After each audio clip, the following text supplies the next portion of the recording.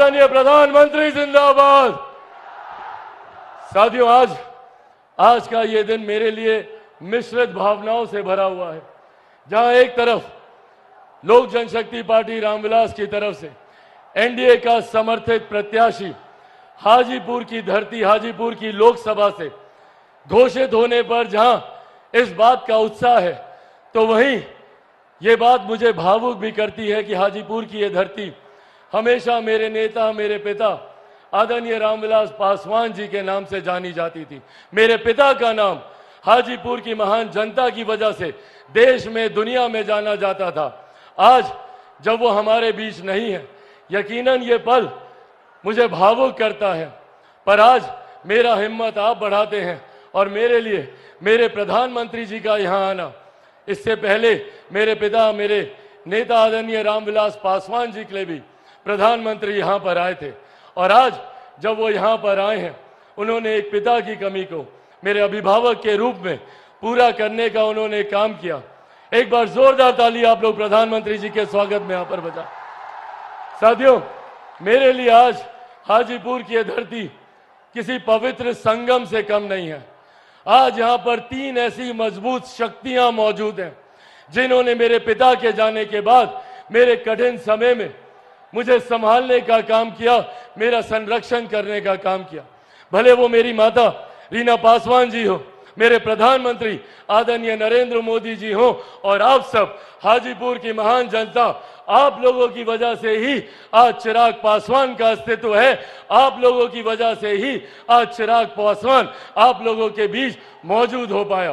कई बड़ी बड़ी शक्तियों ने चिराग पासवान को समाप्त करने का प्रयास किया, पर मेरे प्रधानमंत्री जी का प्यार, उनका संरक्षण रहा कि मेरे पिता के जाने के बाद भी उन्होंने हमेशा मुझे वो स्नेह, वो प्यार देने का काम किया।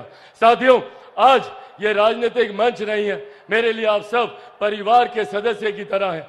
ज्यादा राजनीतिक चर्चा ना करते हुए मैं बस ये आग्रह करने आया हूं कि हम सबको इस बात का ध्यान रखने की जरूरत है कि कौन सही मायनों में हमारे लिए कार्य कर रहा है, कौन दिन रात मेहनत कर कर हम लोग को मुख्य धारा के साथ जोड़ने का काम कर रहा है। एक तरफ हमारे प्रधानमंत्री आदरणीय नरेंद्र मोदी जी हैं। आज जब यहाँ पर इतनी भारी संख्या में महिलाएं मौजूद हैं, पहली बार देश में एक ऐसे प्रधानमंत्री आए जिन्होंने आपके सम्मान की चिंता करते हुए शौचालय का निर्माण करने का कार्य कराया, आपके लिए उज्ज्वला योजना देने का काम करवाया। मैं चाहता हूं एक बार जोरदार ताली तमाम महिलाएं हमारे प्रधानमंत्री जी के लिए बजाएं।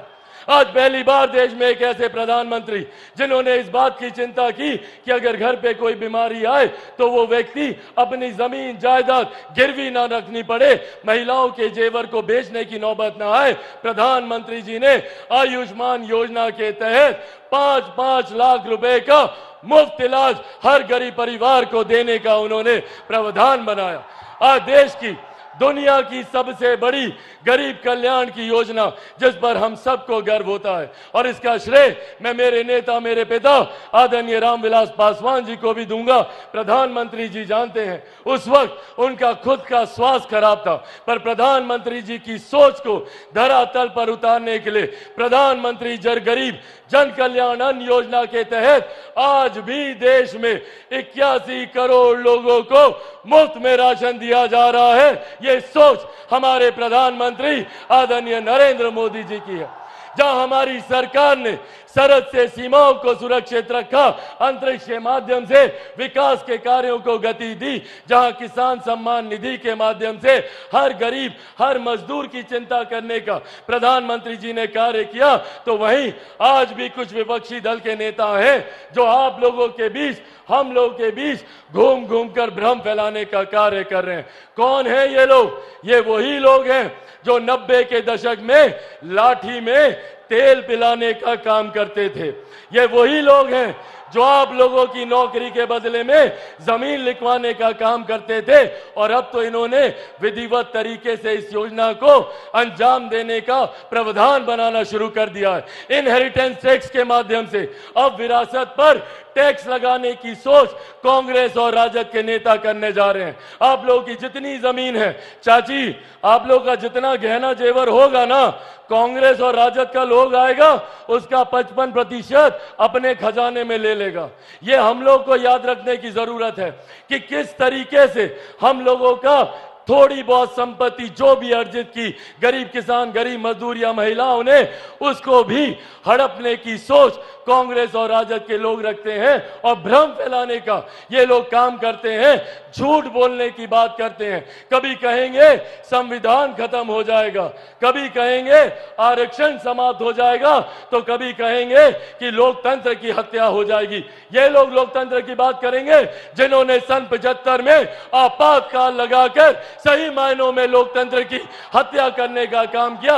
ये लोग लोकतंत्र की चिंता कर रहे हैं। साथियों, आज मैं मेरे नेता, मेरे पिता आदरणीय रामविलास पासवान जी की कर्म भूमि पर खड़ा होकर उन्हीं के संघर्षों की कसम खाकर आप सबसे वादा करके जाता हूं कि जब तक चिराग पासवान जिंदा है, ना संविधान को कोई खतरा है, ना आरक्षण को कोई खतरा है। ये वादा आपसे मेरे प्रधानमंत्री जी भी करके जाते हैं। साथियों, जो लोग संविधान को खतरे में बताते हैं वो आप लोगों की गरीब कल्याण योजनाओं पे नजर रखते हैं। आज मैं मेरे प्रधानमंत्री जी से भी इस मंच के माध्यम से आग्रह करूंगा कि सर, ऐसे प्रावधान बना दिए जाएं ताकि आरक्षण को लेकर उम्र भर के लिए ये बहस ही समाप्त हो जाए।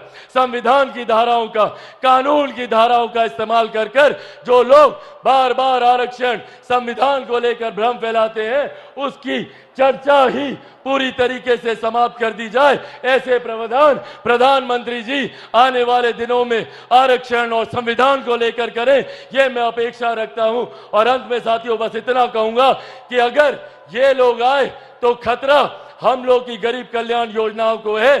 जितनी कांग्रेस राजद के लोग हैं, आज जितने लोगों को 5-5 किलो अनाज मिलता है, एक बार हाथ उठाकर प्रधानमंत्री जी को बताएं कि आप लोग को अनाज मिल रहा है ना?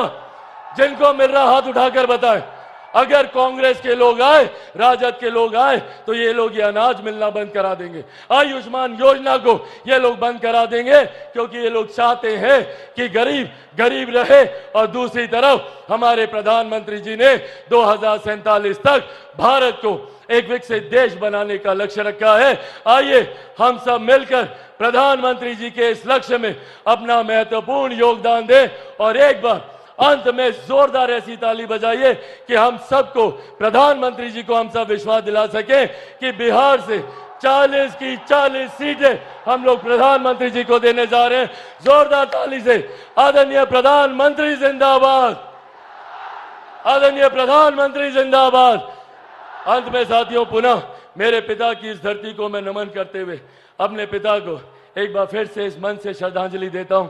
मेरी मां, मेरी ताकत यहां पर मौजूद है, एक बार उनको इन चरणों में भी नमन करते हुए आदरणीय रामविलास पासवान अमर रहे, आदरणीय रामविलास पासवान अमर रहे, एनडीए गठबंधन जिंदाबाद।